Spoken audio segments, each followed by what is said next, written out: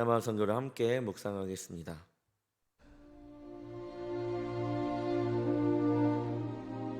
내 사랑, 너는 어여쁘고도 어여쁘다.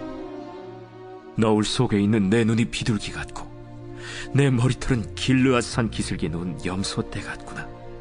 내 이는 목욕장에서 나오는 털깎이 남양, 곧 새끼 없는 것은 하나도 없이 각각 쌍태를 낳은 양 같구나. 내 입술은 홍색 실 같고 내 입은 어여쁘고 너울 속에 내 뺨은 석류 한쪽 같구나.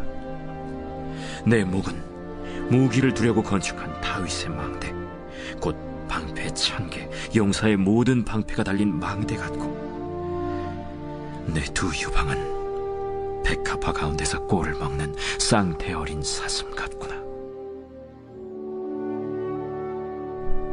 날이 저물고 그림자가 사라지기 전에 내가 모략산과 유향의 작은 산으로 가리라.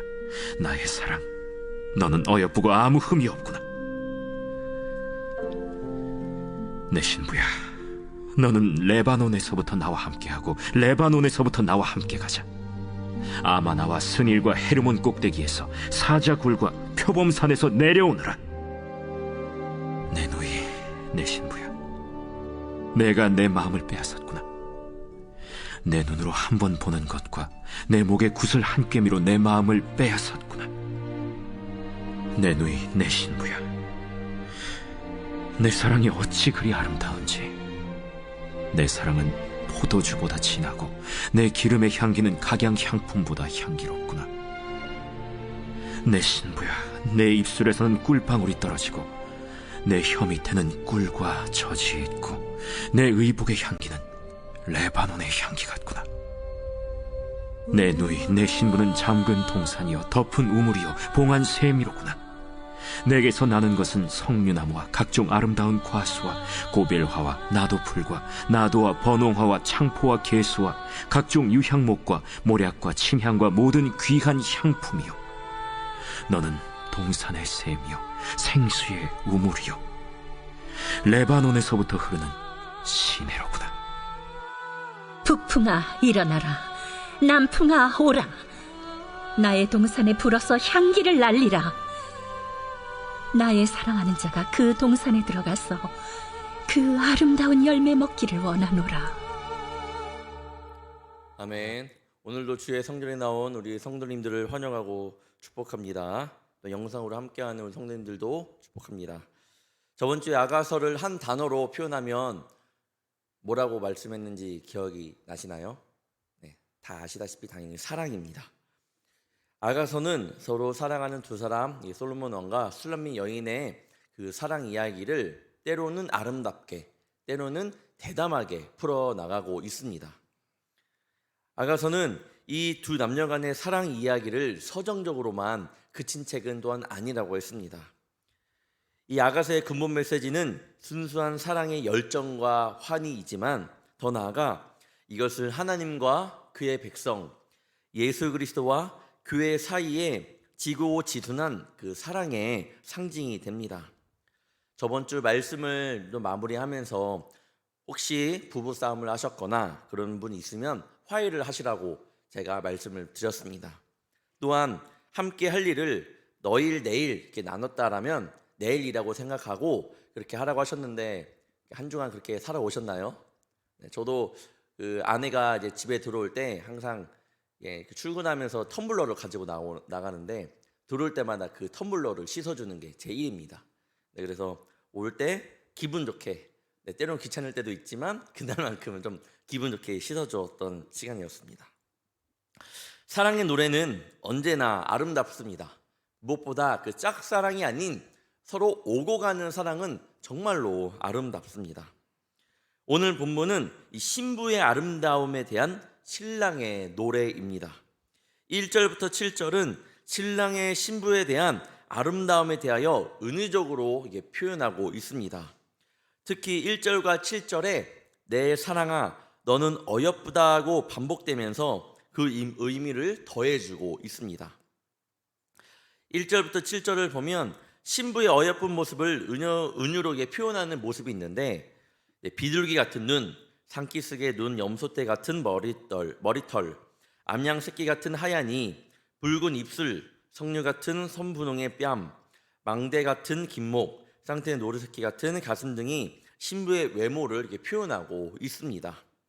그런데 여기서 잠깐 궁금한 것은 눈, 머리털, 입술, 뺨, 목 이렇게 묘사된 것이 있는데 귀는 표현이 안 되어 있습니다. 그래서 좀 생각해 봤는데 좀 찾아보니까 귀에 해당되는 이 명사 오제는 아가서에 한 번도 등장하지 않았습니다.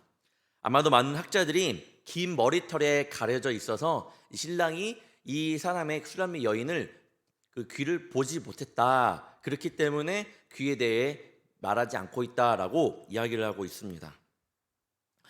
또 지금 이 신부의 아름다움이 너울 속에 가려져 있다고 합니다. 3절을 보시면 너울 속에 내 뺨은 석류 한쪽 같구나라고 이야기합니다.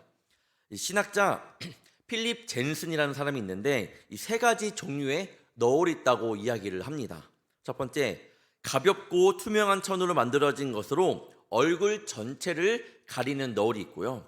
두 번째는 얼굴의 절반 아래만을 가리는 너울이 있다고 합니다. 세 번째, 눈 부분만 뚫려 있고 얼굴을 비롯해 몸 전체를 불투명한 천으로 가리는 너울이 있다고 이야기합니다.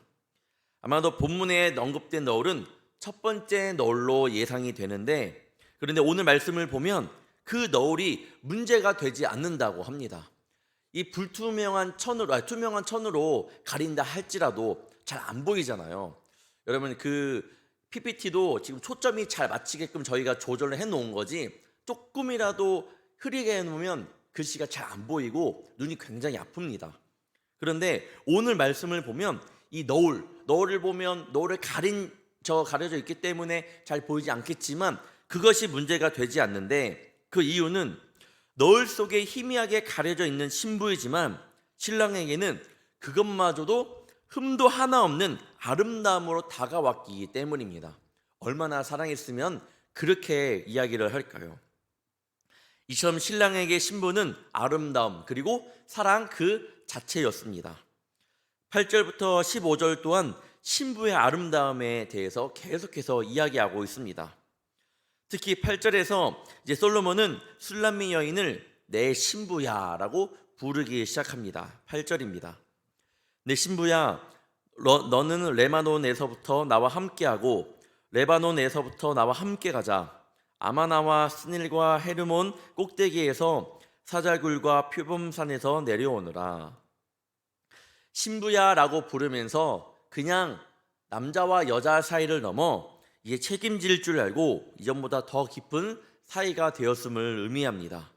그리고 이 레바논 산은 산림이 울창하고 사나운 짐승들이 굉장히 많은 산으로서 영적으로 죄와 마귀의 위험이 있고 악한 자들이 우글거리는 위험천만한 이 세상을 가리킵니다. 나머진 아마나, 스닐, 헤르몬도 모두 레바논과 같이 모두 이스라엘의 북쪽에 위치한 지역으로서 죄악된 세상을 뜻합니다. 지금 주님께서도 우리를 사랑하시며 신부야라고 부르십니다. 그러면서 오늘 우리에게 죄악된 세상에서 떠나 나와 함께 가자라고 말씀해 주고 계십니다. 내가 우리 주님을 따라갈 때 그냥 따라가는 것보다 이전보다 더 깊은 관계가 되어 그분을 믿고 의지하며 따라가는 것과는 다릅니다.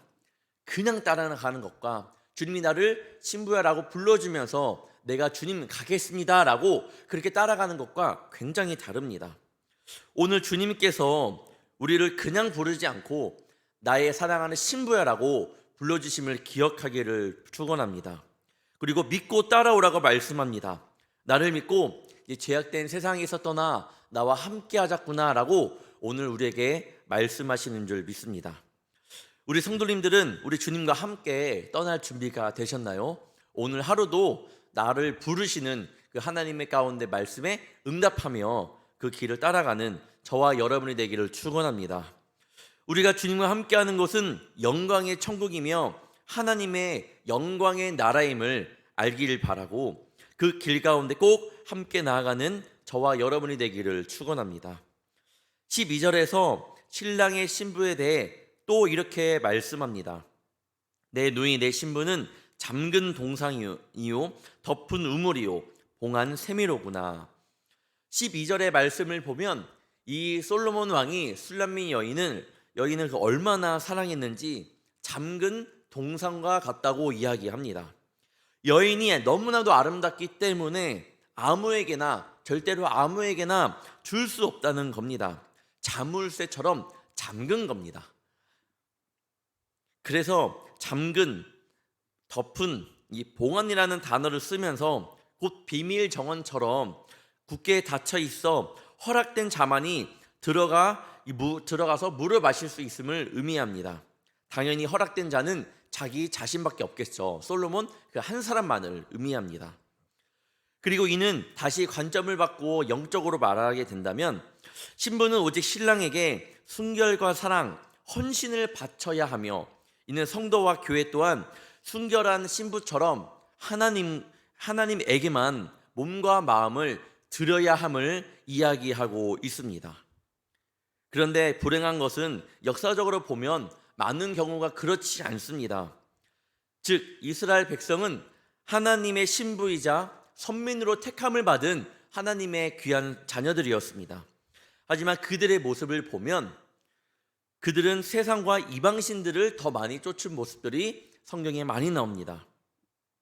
그리하여 하나님께서는 에스겔 16장에서 이러한 이스라엘 사람들을 가리켜 지나가는 모든 자들을 향해 하체를 벌려 행음하는 여인으로 이렇게 비유하고 있습니다.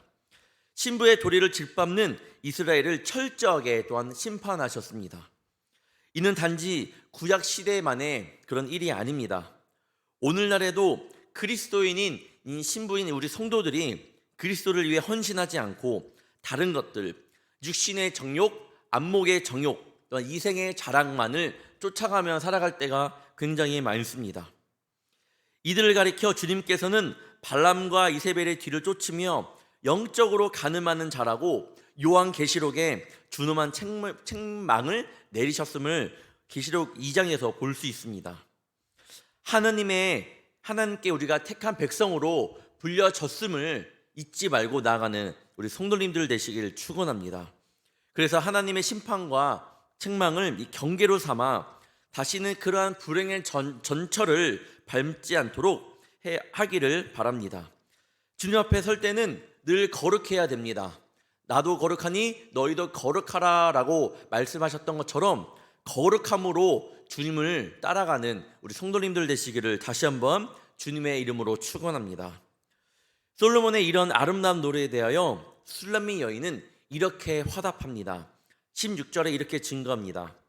북풍아 일어나라, 남풍아 오라, 나의 동산에 불어서 향기를 날리라.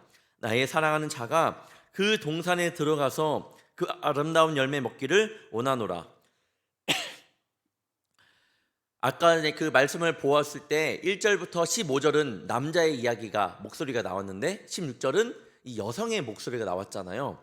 이 16절이 마지막 술람미 여인이 화답하는 그런 이야기입니다. 그렇게 자신의 아름다움을 알아주는 신랑에게 자신의 모든 것을 주겠다는 그런 고백입니다. 정말 아름다운 모습이 아닐 수가 없습니다. 북쪽에서 불어오는 것은 북풍, 바로 찬바람이고요. 남풍은 남쪽에서 불어오는 더운 바람입니다. 이들은 성질이 전혀 이 다른 바람으로서 인생으로 친다면 순풍과 역풍, 형통할 때와 역경의 때를 상징한다고도 볼 수 있습니다. 그런데도 술람미 여인은 북풍이든 남풍이든 상관없으니 불어오라 라고 이렇게 이야기를 합니다. 왜냐하면 어느 바람이든 자신의 향기를 사랑하는 그 님에게 날려보내는 데는 아무런 상관이 없기 때문입니다. 얼마나 자신의 사랑에 대한 확신인가요? 얼마나 사랑이 크면 남풍이든 북풍이든, 다시 말하면 형통할 때이든 역경이 있을 때이든 상관없다. 내 사랑이 그에게 전달될 수 있다라고 이야기를 하고 있습니다. 실제로 우리 삶 속에서는 북풍이 불면 남풍이 불고 형통할 때가 있으면 역경이 있을 때가 있습니다. 그런 반대의 성질이 있을 때가 굉장히 많아요. 성경 인물인 욥도 하나님의 주권을 인정하며 입술로 범죄치 않으려고 노력했던 것과 반면에 초반에 보시면 그렇게 했는데 아내는 하나님을 욕하고 죽으라고 이야기를 합니다. 욥이 굉장히 힘들었을 거예요. 우리가 믿음으로 나아가지만 계속해서 나를 넘어뜨리는 그런 세상의 유혹들이 나에게 다가온다라는 겁니다. 하지만 참된 믿음과 진리로 가득 찬 성도는 북풍이 불든 남풍이 불든 역경일 때이든 형통할 때이든 늘 그리스도의 향기를 내뿜을 줄 아는 그런 사람이 되어야 합니다. 어떠한 어려운 상황이 있을지라도 나를 향한 하나님의 사랑을 의지할 때에 반드시 흔들리지 않는 굳건한 믿음의 소유자가 될 줄 믿습니다. 솔로몬과 술람미 부부의 아름다운 이 사랑의 노래가 그리스도와 교회에 분명히 나타나고 있습니다. 에베소서 5장에 보면 남편들아 아내를 사랑하기를 그리스도께서 교회를 사랑하시고 그 교회를 위하여 자신을 주심같이 하라. 이는 곧 물로 씻어 말씀으로 깨끗하게 하사 거룩하게 하시고 자기 앞에 영광스러운 교회로 세우사 티나 주름 잡힌 것이나 이런 것들이 없이 거룩하고 흠이 없게 하려 하심이라. 남녀가 서로 사랑하듯 우리 주님께서 교회를 사랑하시고 그리고 우리가 한 사람의 예배자들이 되어 그 교회를 이루어가고 있습니다. 내 모습 하나하나가 교회를 이루어감을 우리는 잊지 말아야 합니다. 그러면서 오늘 하루도 살아갈 때에 작은 교회로서의 역할을 감당하며 살아가는 우리 성도님들이 반드시 되어야 합니다. 당연히 우리의 연약한 모습 속에는 티도 많고 주름도 많습니다. 하지만 우리가 주님을 하나씩 닮아가려고 한다면 그 가운데 나에게 찾아오신 예수님으로 인하여 그것조차 모두 주님께 맡기면 우리가 그곳 가운데서 자유함을 누릴 수 있게 됩니다. 나의 부족함, 나의 연약함, 나의 죄 가운데에서 우리는 분명히 예수님으로 인하여 자유함을 누리는 우리의 모습을 보게 될 수 있습니다. 나의 나된 것은 다 하나님의 은혜입니다. 오늘 하루도 나를 창조하신 그 하나님을 의지하며 나를 사랑하심의 그 사랑의 깊이가 얼마나 깊은지 알고 그 깊이에 감사할 줄 아는 우리 성도님들 되시기를 축원합니다. 하나님의 기뻐하시는 남녀 관계는 한 남자와 한 여자만의 관계입니다.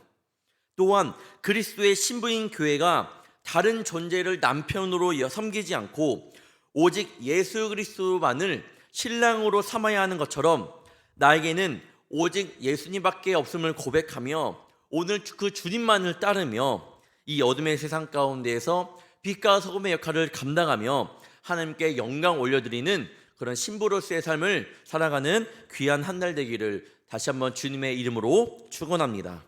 기도하겠습니다.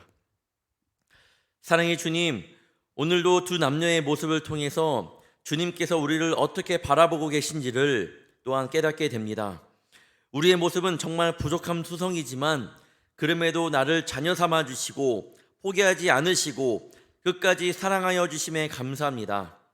매일 하루하루 살아가지만 어느 때는 북풍이 어느 때는 남풍이 불어 이리저리 헤매이는 우리이지만 그때마다 나를 이끌어 주시며 바른 길에 서게 하사 늘 주님 곁을 떠나지 않으며 우리 주님과 동행하게 하여 주시옵소서.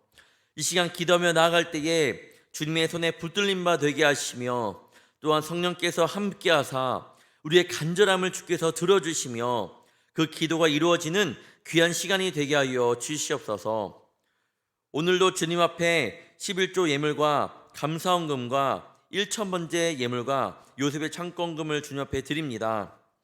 예물을 드린 손길들을 기억하여 주사 그 물질에 계시는 주님께서 그 상황 위에 계시는 주님께서 그 마음을 축복하여 주시며 예물이 쓰이는 곳마다 하나님의 섭리가 가득히 임하여 주시며 하나님의 영광만이 드러나게 하여 주옵소서.